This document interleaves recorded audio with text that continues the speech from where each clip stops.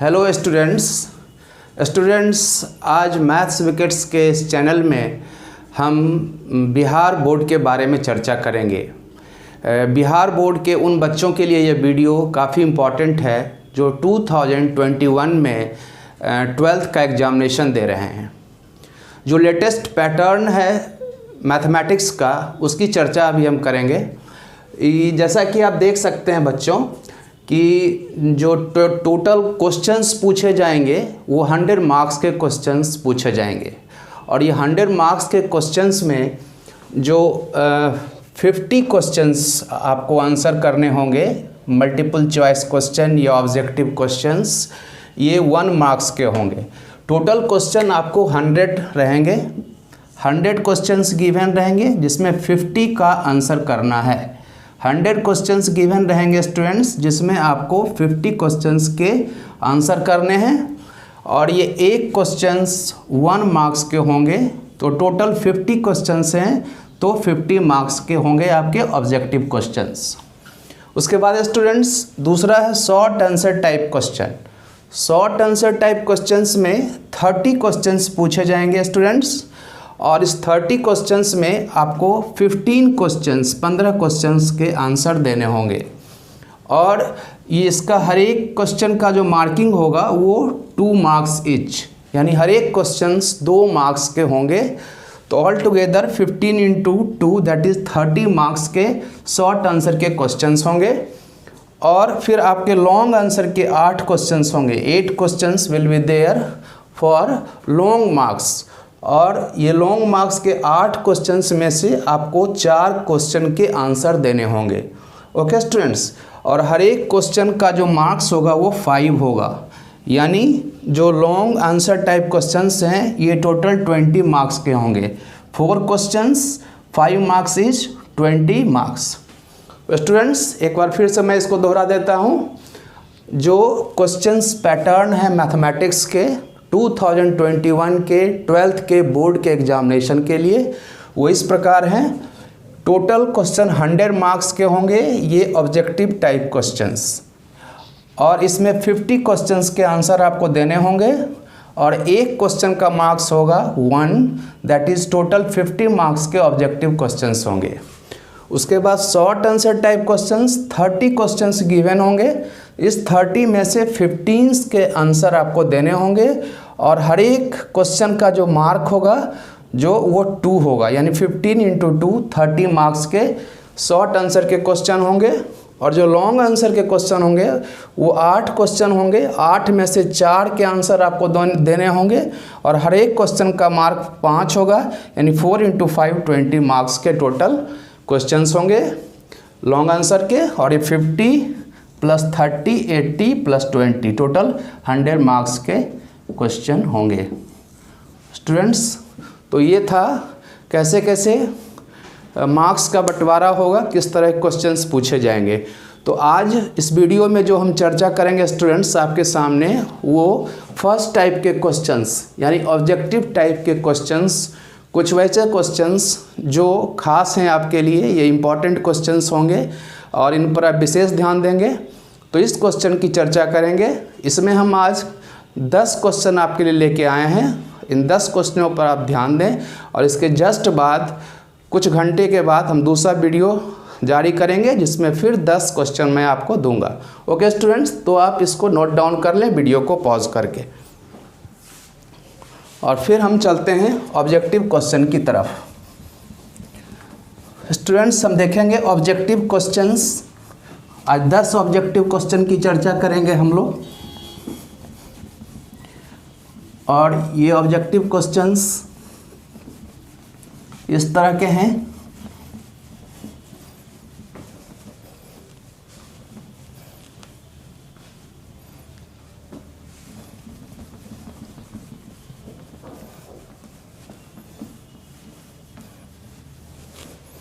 जो पहला क्वेश्चन है स्टूडेंट्स वो है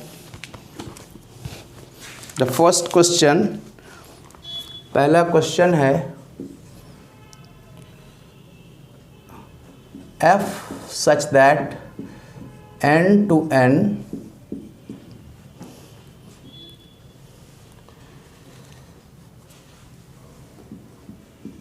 fx equal to 2x is first alternative है 1 ऑन टू, दूसरा अल्टरनेटिव है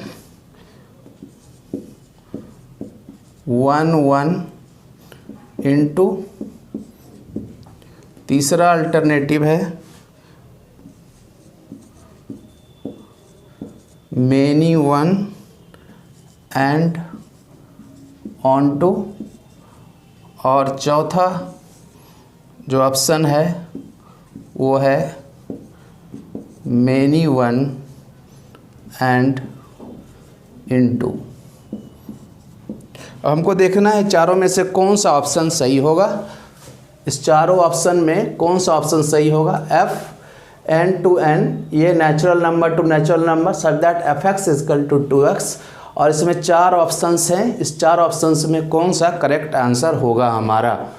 तो हम नेचुरल नंबर एक लेके चलते हैं स्टूडेंट्स। जैसे 2x इक्वल टू 3 मान लेते हैं हम, 2x equal to 3, then x is equal to 3/2, x equal to 3/2। अब ये जो देखिए x नेचुरल नंबर होना चाहिए और 2x भी नेचुरल नंबर होना चाहिए, लेकिन x हमारा 3/2 आया which is not a natural number. x is not a natural number. तो इस तरह से हम क्या देखते हैं,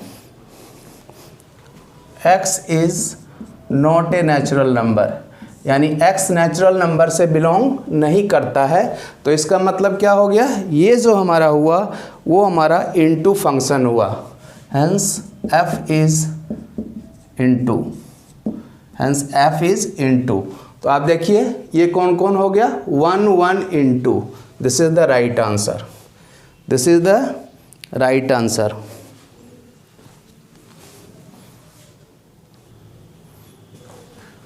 दूसरा क्वेश्चन है स्टूडेंट्स, दूसरा ऑब्जेक्टिव क्वेश्चन है, if fx equal to 8x³ and gx equal to x to the power 1/3 then GOF x equal to what, इसका वैल्यू क्या होगा। तो आप देखिए इसका वैल्यू कैसे निकलेगा। सबसे पहले हम ये चार ऑप्शंस हैं, इसी चार में से कोई एक ऑप्शन करेक्ट होगा।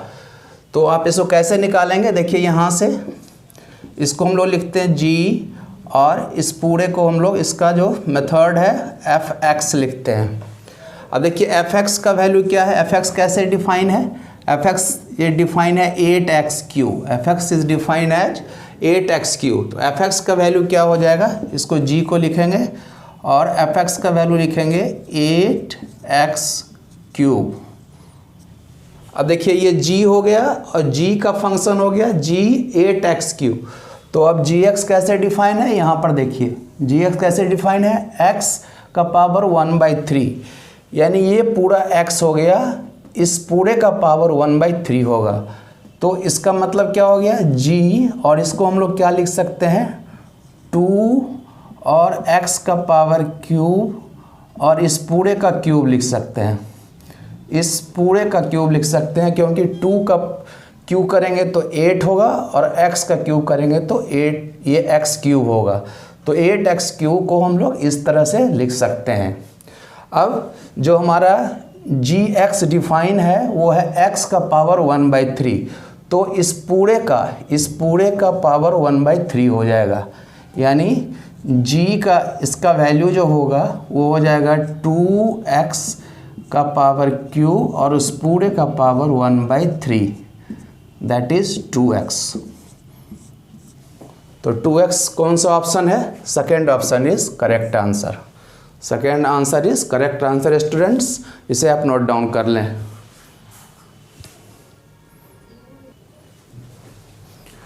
तीसरा क्वेश्चन है स्टूडेंट्स, तीसरा क्वेश्चन आप देखें, the principal value of cos inverse -½ is. ये चार ऑप्शन आपके सामने गिवन है, इसी चार में से कोई एक करेक्ट आंसर होगा। तो आइए इसको हम लोग सॉल्व करते हैं। कैसे सॉल्व करेंगे इस क्वेश्चन को हम लोग देखें। हमारे पास प्रिंसिपल वैल्यू इसका निकालना है, तो इसको हम लोग लिखते हैं कॉस इनवर्स -½ और इसको हम लोग x मान लेते हैं। यानी x का वैल्यू फाइंड करना पड़ेगा। इसको अगर हम लोग x मान लेते हैं तो इन्वर्स उधर जाएगा तो क्या हो जाएगा, ये हो जाएगा cos x इक्वल टू -½ और इसको हम लोग लिख सकते हैं माइनस, और cos कितना डिग्री इक्वल टू ½ होता है 0 to 2π के बीच में, तो ये हम लोग देखते हैं cos π/3 यानी cos 60 डिग्री इक्वल टू ½ होता है। तो अब देखिए ये हो गया माइनस, ये हो गया हमारा माइनस cos π/3, cos π/3। तो अब cos नेगेटिव किस क्वाड्रेंट में होता है, तो सेकेंड क्वाड्रेंट और थर्ड क्वाड्रेंट में cos नेगेटिव होता है। इसको हम लोग क्या लिख सकते हैं, इसको लिख सकते हैं cos π-π/3। क्यों, ऐड शुगर टू कॉफ़ी से आप देखिए इसे pi minus theta, cos π-θ equal to -cos theta, ये सेकेंड क्वाड्रेंट में होगा। अब इसको हम लोग सॉल्व करेंगे, ये हो जाएगा cos 2π/3। तो हमारे पास क्या आया, cos x equal to cos 2π/3, then x is equal to 2π/3, और इसी x का वैल्यू हमको निकालना था। तो ये 2π/3 सेकेंड, यानी B जो है वो हमारा करेक्ट आंसर होगा। ओके स्टूडेंट्स, इसे आप नोट करें।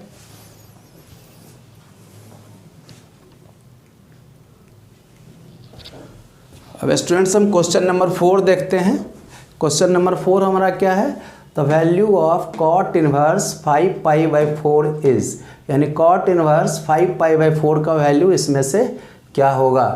तो आइए इसको हम सॉल्व करते हैं स्टूडेंट्स। इस क्वेश्चन को आप नोट कर लें, उसके बाद मैं इसको सॉल्व करता हूँ। सबसे पहले हमेशा की तरह हम लोग लिखेंगे let cot inverse 5π/4 equal to x। तो इन्वर्स उधर जाएगा तो क्या हो जाएगा, ये हो जाएगा cot x equal to 5π/4।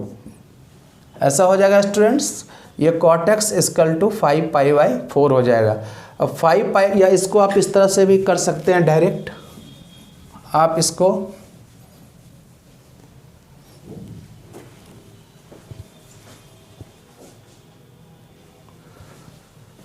Students इस क्वेश्चन को आप करेक्ट कर लें। पिछला क्वेश्चन जो था वो इस तरह से है, cot इनवर्स cot 5π/4। पिछले क्वेश्चन में बाय मिस्टेक मैंने यहाँ पर सिर्फ cot के बदले 5π/4 लिख दिया था, उसको आप सुधार लें।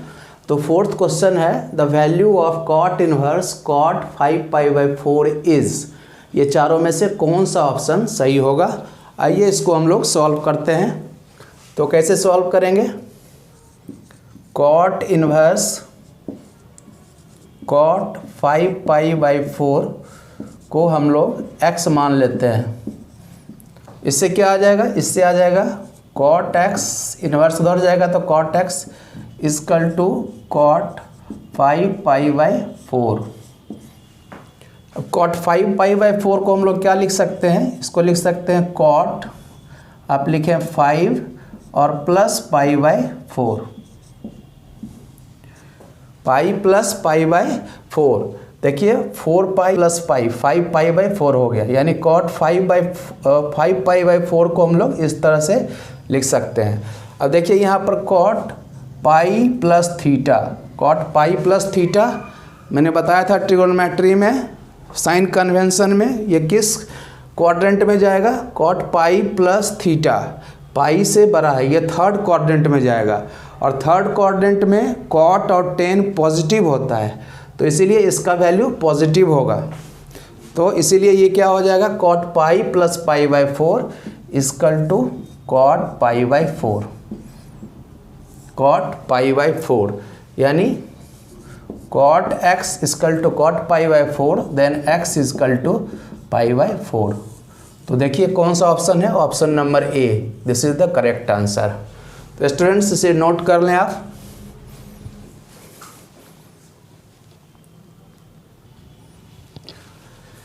ये स्टूडेंट्स क्वेश्चन नंबर 5 है। इसको ये मैट्रिक्स से क्वेश्चन है। देखिए मैट्रिक्स ए इज 4 ऑप्शन है, नॉन सिंगुलर, बी है आइडेम्पोटेंट, सी है नीलपोटेंट और डी है ऑर्थोगोनल। ये डिफरेंट टाइप्स का मैट्रिक्स है, तो आपको चेक करना पड़ेगा कि किस तरह का ये मैट्रिक्स है। ओके स्टूडेंट्स, तो आप सबसे पहले इसको चेक कीजिए।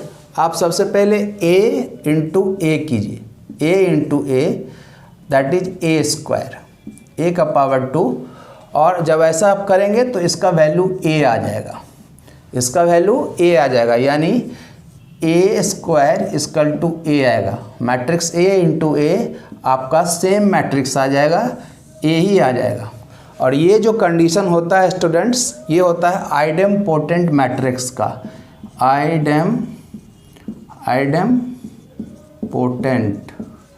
आइडेम्पोटेंट मैट्रिक्स का ये कंडीशन होता है। बहुत सिंपल है, मल्टीप्लिकेशन ऑफ मैट्रिक्स मैं पढ़ा चुका हूँ और आपको पता ही है कैसे मल्टीप्लाई किया जाए। दोनों मैट्रिक्स को लिख के उसको मल्टीप्लाई करेंगे और मल्टीप्लाई करने के बाद आप पाएंगे कि जब a इंटू ए करते हैं यानी a स्क्वायर, तो फिर यही मैट्रिक्स आ जाता है। इसलिए ये आइडेम्पोटेंट मैट्रिक्स है। तो आपका ऑप्शन बी जो होगा वो करेक्ट आंसर होगा स्टूडेंट्स।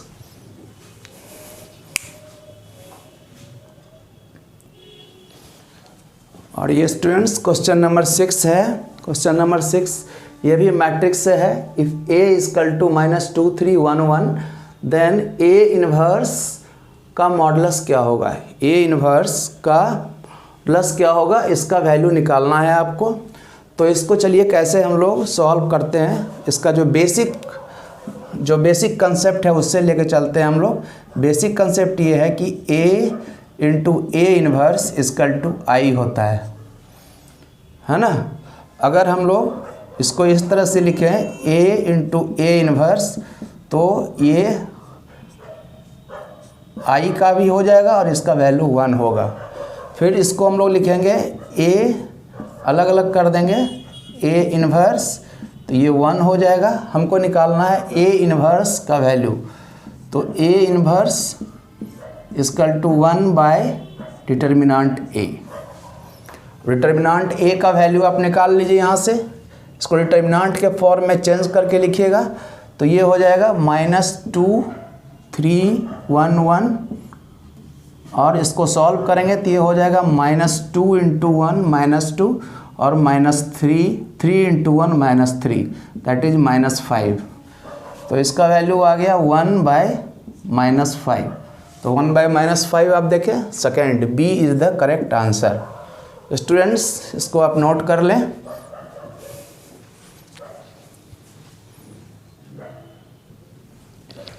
ये क्वेश्चन नंबर 7 है students. If y equal to 2 to the power x then dy by D X is what. dy by D X का वैल्यू इसमें निकालना है। ये स्ट्रेट क्वेश्चन है, बिल्कुल स्ट्रेट क्वेश्चन है, क्योंकि आपको पता होगा कि अगर y is equal to a to the power x है तो log y, अगर इसको हम लोग डिफरेंशिएट करते हैं दोनों तरफ तो क्या होता है, इसको हम लोग डिफरेंशिएट डायरेक्ट डिफरेंशिएट करें, log y लेने की ज़रूरत नहीं है। तो ये हो जाता है dy by D X equal to a to the power x into log a। ये डायरेक्ट डिफरेंशिएशन है, डायरेक्ट फार्मूला है। If y equal to a to the power x then dy by D X equal to a to the power x into log a। आपको जो objective questions रहेंगे उसमें कुछ questions direct formula based ही रहेंगे, इसलिए आप फार्मूला को ध्यान से पढ़ जाएं, सारे फार्मूला को एक जगह नोट डाउन कर लें और उसे लर्न कर लें। ओके स्टूडेंट्स, तो आइए हम इसका वैल्यू निकालेंगे। हमारा गिवन क्वेश्चन क्या है, y equal to 2 to the power x। तो जब इस फार्मूला का यूज़ करेंगे तो ये क्या हो जाएगा, dy by D X equal to 2 to the power x into log 2। ये हमारा होगा हमारा आंसर, यानी C is the correct option.